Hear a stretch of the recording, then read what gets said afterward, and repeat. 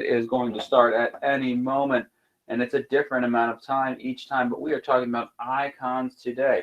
So as we look at this icon that we have right here, it is of Jesus Christ.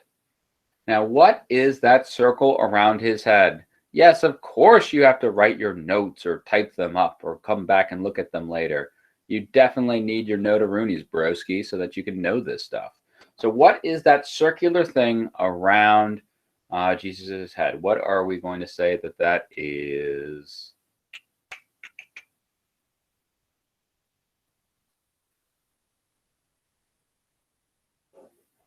Savona says a halo. Eli says a halo. Iris says a symbol of saints, which is going to be true because it's a halo. Bravissimo. Good job. You guys got it. You win the imaginary million points. So it's a halo. Now, typically when you see art with Christ, his halo is going to be more ornate. This has a cross in it. Sometimes you'll see it with gold, things like that. And the next slide, you'll see halos that are much less fancy schmancy. So now icons are items used to help people worship. People all over in Christendom had these in their house. And still, even people today have images like this in their home. And for some people, it's a decoration. For some people, it's something to remind them of their faith. For some people, it helps them focus on their faith. But there's controversy, as you guys saw in your homework that you had yesterday. You see, some people said this breaks the first commandment of having no other gods but God, that it was idol worship. Because even though you might have it in there, even though you might just be thinking, oh, it's going to help me pray, you start praying and you start praying to the image, and then you start worshiping the image as opposed to God, and then it would just be a disaster. Because of this, and let me tell you guys, this is going to get confusing. Leo III bans the use of icons in 730 AD. And you might be saying, Senor Kenny, why would this be confusing, you saying that Leo III banned the use of icons? And I tell you, Mr. Kenny's class, it's confusing because there are not one but two Leo IIIs that we're going to be talking about in this story. Tomorrow we're going to bring up Pope Leo III. This is Emperor Leo III, but there's a Pope Leo III. In fact, we're going to talk about a Leo IX as well. There are a lot of Leos in this story. Just basically, you need to know that the Byzantine emperor, who happened to be named Leo III, banned icons. He said it's a no-no. And then it's going to get wild from there, my cherubs, because you just don't say it's a no-no. Oh, let me show you what's about to happen. It's the most fun vocabulary word you have for the unit. We have the iconoclasm. You see the word icon right there. You're like, well, they're probably talking about icon when they say icono. And then clasm means to smash. Icon smashing. Woohoo! The fun part of the song that Mr. Kenny butchered today. I'm so sorry.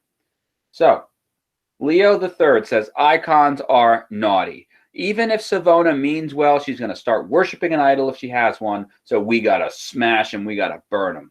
And note here with these icons here, we have the plain old halos around here. Is this the same Theodore as Empress Theodore? Probably, but I don't know for certain. And yes, she's become a saint because that's what would happen. Even this dude right here, this is probably Leo III, I think, goes icon around, or not an icon, halo around his head. He's holding an icon because he's ready to smash it. So, and this is something that happened. It's going to happen actually when the Protestant Reformation happens too. There's going to be a point where Protestant churches are going to start smashing stained glass windows. It's the same kind of idea of not having something so beautiful, so fancy, not having that be worshipped instead. And so the Pope goes and says, excuse me, Emperor Leo III, you don't have the authority to start smashing icons. A lot of Christians use them and they're A-okay. And guess what the Byzantine emperor says? Who are you? I don't care about you. You don't have any right to tell me what to do. I'm the emperor. These are my lands. And if I say icons are bad, we're going to smash them, broski. And that's exactly what they did. But this is going to start the deep-seated problem that's going to lead to our great schism, where we're going to have tomorrow the proverbial poo-poo hitting the fan when things are going to get crazy. Because people in the Western Church, and we're going to say basically Western rites, which is essentially Roman Catholicism, are going to say the Pope is the boss. People in the East are going to say, no, the Byzantine Emperor is the boss. Part of the problem, however, is that the Byzantine Empire is going to control lands that are Roman Catholic. So the Byzantine emperor, who Eastern Orthodox people agree with, is going to say things that Roman Catholics will not agree with. And because they're in his lands, the Byzantine emperor says he has the power, but the Pope says he has the power. And this is why we have this conundrum, this error, this problem that is going to result in our Great Schism of 1054, which is going to be the first major division in Christianity. And we're going to see it's then going to be rent asunder and totally fragmented and fractured to today, where we have a million different Christian denominations. So this is the example of it. Now, here we have this golden icon. It gets melted down. Here we have these statues. They are going to have their faces smashed. Now, typically around this time of the year, I'd be taking you to the Walters Art Gallery, where we'd be looking at the Islamic and Byzantine art.